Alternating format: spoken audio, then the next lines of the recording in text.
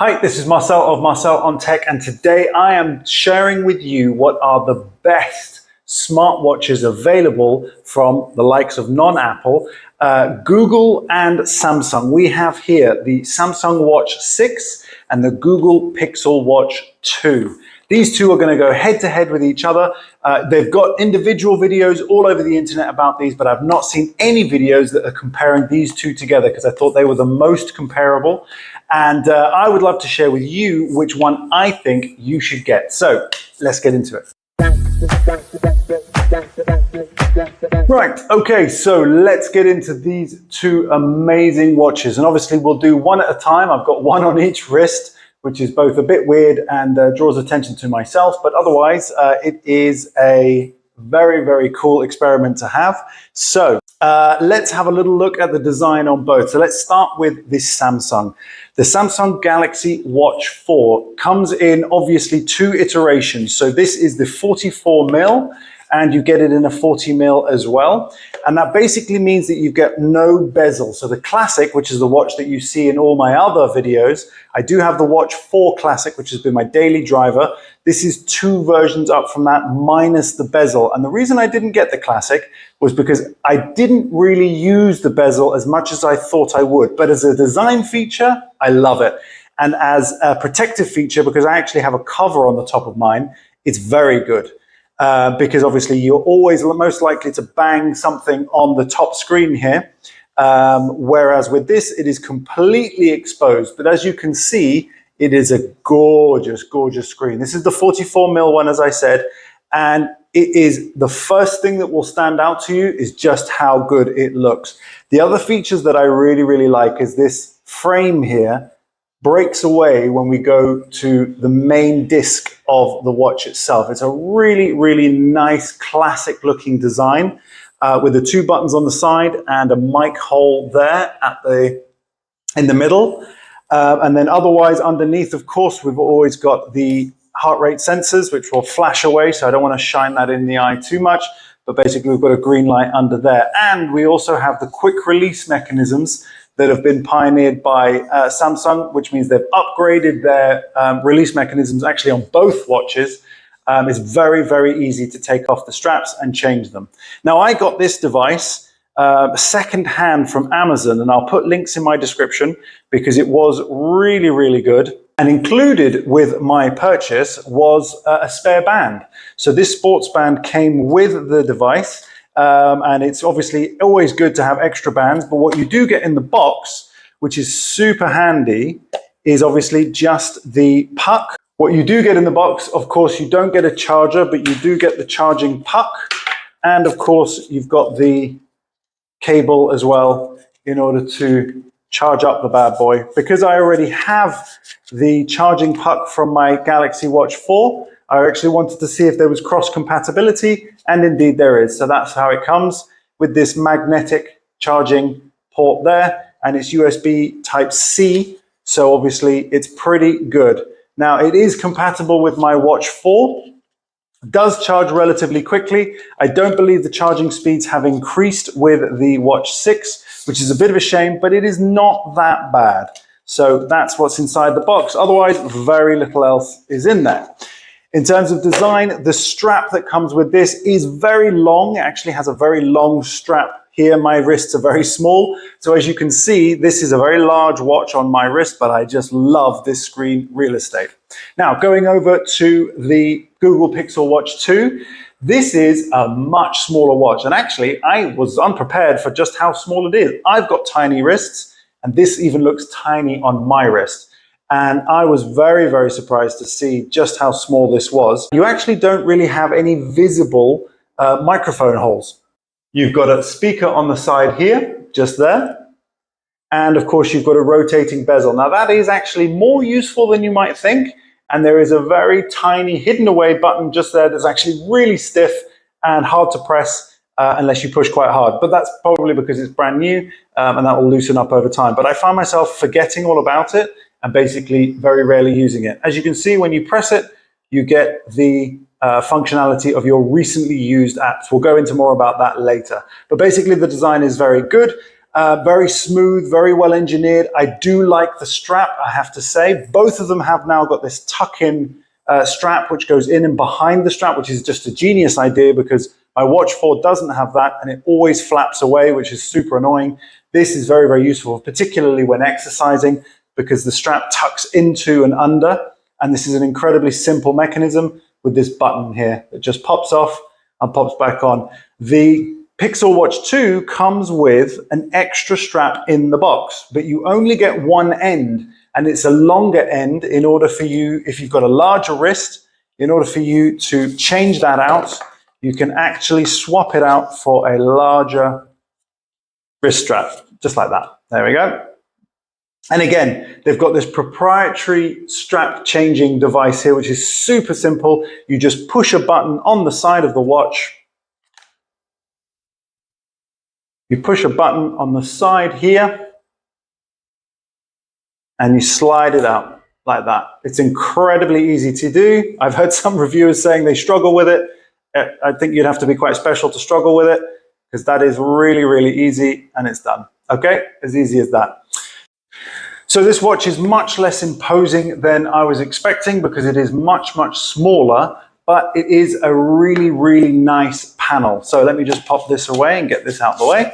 There we go. So the boxes, nothing special really, not a lot coming in it other than the charging puck. But the difference is, of course, with the Google Pixel Watch is that you do get the proprietary 4-pin charger here.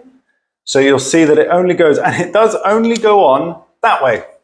It only goes on that way. But the advantage of this is that it will charge quickly. I can get 80% out of it in about 30 minutes, which is super handy because it means you can jump in the shower and you can charge it almost completely when you're in the shower and getting dressed, etc. So, because I have been testing, of course, the sleep functionality as well. Okay, let's get into the usability and in particular the setup for these two devices. So because I have the Samsung Watch 4, then setting this up was very, very easy. Of course, I open up my Galaxy Wear app and it will immediately recognize this when it's switched on. And of course, you can then select what you want to do, whether you want to set it up as a new watch or set it up from your previous history and backups. Very easy, very straightforward. Not the quickest, in fairness, but very, very well done. And most of the presets go across, although I did set this up as a mostly new watch and then installed some of the brand new watch faces as well. On the flip side, this was actually very fast to set up. The Google Pixel Watch 2 was very, very fast to set up, very easy. Finding the app, because it's actually built into all Android watches, but it's kind of hidden away. Finding the app was probably the hardest part of it, but what was not very good was that I wanted to test out a feature that they were claiming was all about, which was to transfer from one phone to another. So I was testing the Google Pixel 8, and I had it attached to this watch, and then I wanted to transfer it over to my daily driver, which is the Note 10. Now, I was able to log into all my details, Fitbit set up really, really easily, but transferring across from one phone to another kept getting this watch into a loop of being unable to connect and reset. So it kept looping and looping and looping, so I ended up doing a full reset and then installing it new. So that system, and I have heard about this from other reviewers, is not yet ready. It's not good enough to be reliable, so it is better just to set up this watch from a factory reset rather than doing transfer to a new watch, which is a setting available, but it didn't work at all for me. Okay, now, once we've set up, you're obviously invited to use different watch screens. And I would say that the watches available, the watch faces available on the Google Pixel are really, really good. For a second iteration of a smartwatch, this watch is really excellent. It's got some fantastic screens. I've added on here some additional ones. So these are the standard ones that come with. Of course, it's Wear OS. So you're able to install all of thousands of different varieties. For example, this was just one that I installed, which I was taking advantage of the white background because you'll notice that all of the watch faces have a black background. Why is that? Because that is a massive bezel, massive bezel all the way around. So when you look at it like this, you realize just how much bezel there is on this watch. which of course when you switch out to another of the stylings becomes much less prevalent because you can't really, and it blends really, really nicely into the background. So the actual panel is very good. It's crystal clear, but the bezel around this watch is significant. So for me, two of the losing aspects of this watch are the bezel and the size of the diameter of the watch itself. If we go on over to the Galaxy Watch 6, which is, of course, the 6th iteration of this smartwatch, you can see for yourself just how massive that screen is. That panel is 44 mils. It's really, really big, and it's absolutely gorgeous. Now, the colors are punchy, the exercising, so on and so forth, lots of details. I've done my sleep tracking, which I'll talk a little bit more about. Didn't sleep very well last night. And you've got all these different tiles and functionality, which, of course, I'm very familiar with. And of course, you have the scrollability from the edge of the screen. So it's a bit like having a bezel on the top, but it's an invisible one. So I do quite like that, I have to say. But what gets me best is this panel is gorgeous, very, very clear, and the bezels are super duper minimal. If I change the watch face, and they've got some crazy watch faces on here as well. If I change it up to one maybe with a white background, let's show you on this. We can customize on the watch or in the app, of course. There are variations of this watch, which I rather like, but if we do that one, okay, there we go. Select that. And that's where you can see the bezels really easily. Okay, so again, they are there. It's not edge to edge, but I just feel that it's much, much better implicated. And of course, the size of this screen is significantly larger and much, much clearer. And where that comes into play is if you want to send a message. So if you want to message somebody and you want to open your messages, you're of course going to get Google Keyboard. And Google Keyboard works brilliantly on both of these devices. Comparison over on the watch here, we can go to our apps. And if we go on over to Play Store, if you see how they're populated as well, there is a difference in how they are visualized. And of course, using this, you can use your voice or you can use the keyboard as well, which is easy too. So yeah, it's pretty accurate. The Gboard is the best keyboard on a watch that you can use, but this is just that little bit smaller, so it's making it that little bit more difficult. But you can always use the voice function, which does work really, really well. You can always use the voice function, which does work really, really well. You can always use the voice function, which does work really, really well.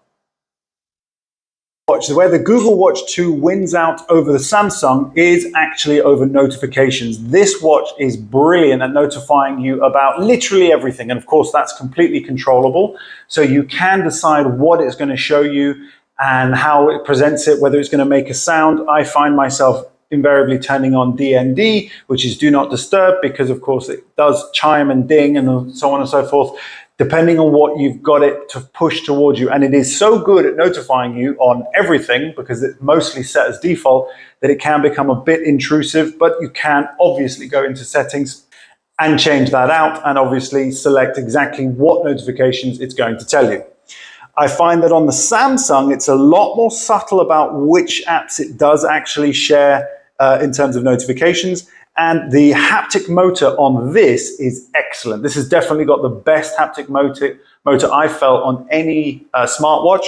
This one definitely has a haptic motor, but I just find the integration has been better applied and more usefully on the Google Pixel 2. But there is an excellent motor in here too, which for some reason isn't as well implemented as it is on the Google Watch 2, which is a shame. But it's definitely there, and perhaps with a bit more tweaking, I'll be able to fine-tune that as well. So in finale, because I don't want to take this up, these two watches are very, very good. But what I wanted to share with you is the price difference. And where that comes in makes it more and more relevant. So let's talk about that.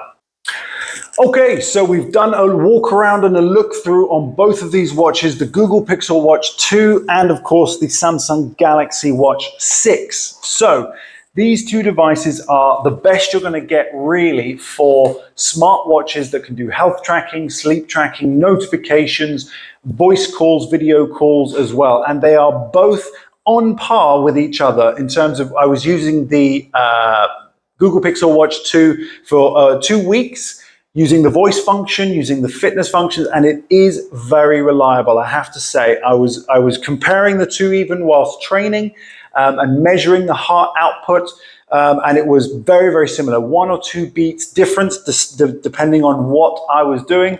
And the higher intensity, they were both picking them up really, really well. They both have numerous workout modes. The Google Pixel is a little bit on the slim side. It only has 40 of them, but it suits my needs because I do HIIT training and CrossFit.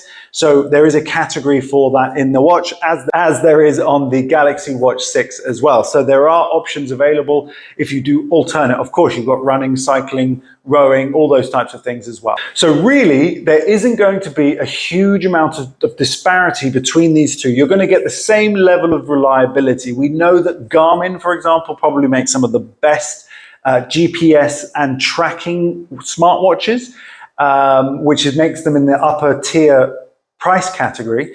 But these two are definitely going to suffice for your average individual, maybe not for your pro athlete, but for anyone who's regularly exercising, wants to monitor their exercise, and wants to review them. Now, the differences are price and software.